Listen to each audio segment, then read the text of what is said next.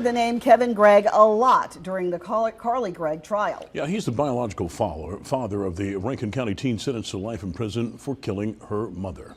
Well, tonight he speaks exclusively with 3 on Your Side's Morgan Harris from Starkville about his daughter's early years and his emotions following the guilty verdict. I love Carly, and I would love to have tried to help her the best I could. I kept screaming in my head, you know, why couldn't you just have called me? Kevin Gregg is Carly Gregg's biological father. He says it's hard to find one word to describe how he felt when he found out what happened inside of his ex-wife's home March 19th.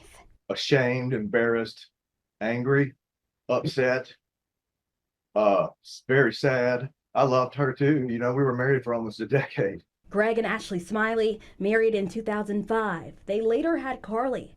According to her father, Carly was an ordinary kid during her early years. You know, we had really enjoyed ourselves, and she was a wonderful child, and she was obviously multi-talented, gifted. You know, we loved each other. We loved that girl. He says when he and Ashley split, Carly had a tough time. She was right before she turned 4 is when she separated from me and Ashley. She had suicidal ideation on record in Warren County. Gregg says he's still in a state of shock, knowing his daughter killed the woman who gave birth to her. That girl knew right from wrong. That girl is not insane. That was a very dumb defense, if you ask me. But I wasn't involved. Nobody ever called me. Carly and her father's mental state were both a part of that defense. Gregg admits that he suffers from a mental illness and hasn't always stayed on the straight and narrow.